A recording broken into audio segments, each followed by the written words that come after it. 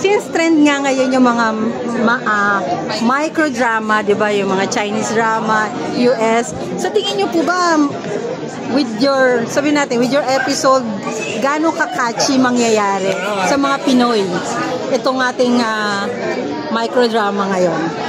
How competitive are we? Oh yeah, we're very confident. Kasi po, unang-una magaling ang director namin, ang aming scriptwriter, and of course our editor. Makakarelate po ang bawat Pilipino kasi parang majority, if not maraming Pilipino ang merong parehas na problema dito sa conflict sa aming storya. Yeah. Basta Pamilya eh. Sa tayo pa nun, very family-oriented tayo. So, tsaka pagdating sa manahan, mapamayaman ka o mahirap ka.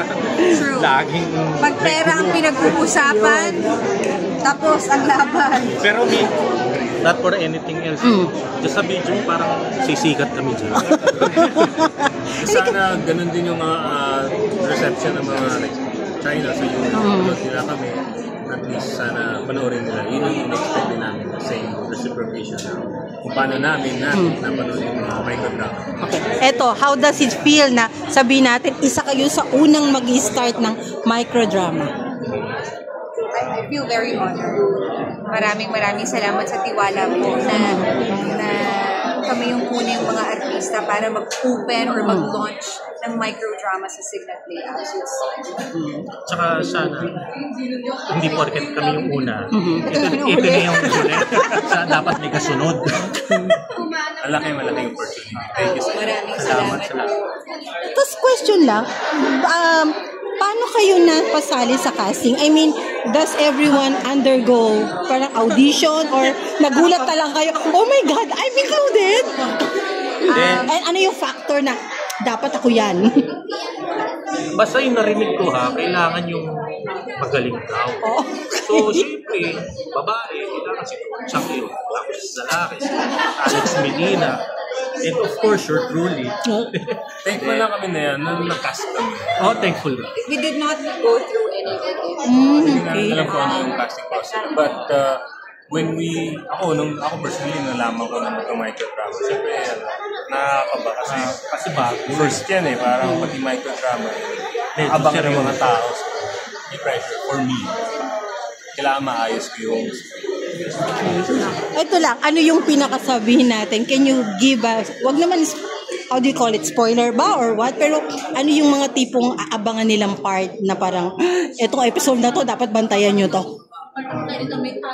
Meron ba kayong baka ma-spoil na namin kasi Meron kasi bawat eksena Tsaka meron at maraming mga plot twists na hindi included sa trailer. Which is good. Kasi hindi giveaway siya. So, may ganun pala, may ganun.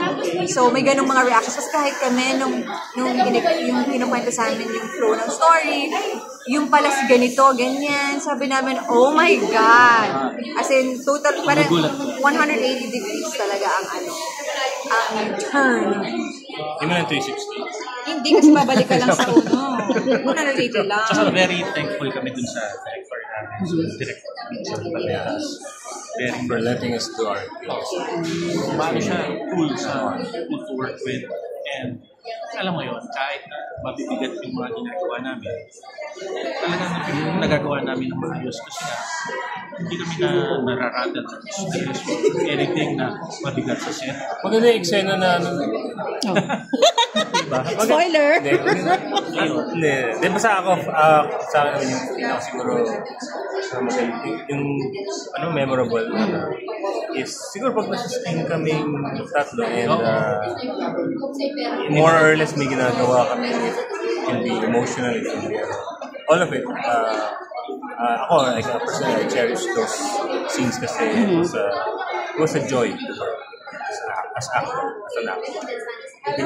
Veterano na po mga kuya ko mo. Bilis lang yun, pagdating How does it feel? Bino mo dalawang kuya, tapos alam mo naman namin, sabi mo nga, veterano. How does it feel? Ano ba to? Tipong pang-ilan ka ba? Sorry. Actually, bunso siya. Okay. Bunso. Ang gitna. Ang gitna. Siya yung Pero pangana. alam naman nating lahat na ako yung pinakabago. To be honest, merong pressure na, hoy, Uy, Don, siyang galingan mo. Umayos ka. Memorize mo yun. So pag sinabi, umayak ka. Hindi pwedeng matagal. Mag-prep. Hopefully, nagawa ko naman. Galing si Don siya. Si Dila, kalimutan magaling. So, last question, microdrama, kasi yung micro nga. How long did it take sa yung taping? 3 days. Oh, 3 days lang. Sana So, kami this is, nagala namin. so parang brand new. Talaga no, di ba kasi, di ba? Alam naman natin gaano katagal minsan ng taping. So, this one is 3 days only. The shoot is 3 days only, pero I'm sure po yung pre-prod nila. Kaya ganun kabilis. So talagang pinaghandaan pulido. Hindi po kami nag-extend ng time. Cut-off is cut-off time. Lahat po pulido yung pagkakalatag, even the sequences. Kaya kudos po to our production. Kasi tsaka sa factor, iba pag babantay yung boss. Si Sir Pete nandun! So lahat... Boss namin. On toast talaga kayo. So, Yeah. syempre, kailangan papakita ng kilos. Para may kasunod. Correct. Hello po! Iniimbitahan po namin kayong lahat manood ng My Father's Last Wish.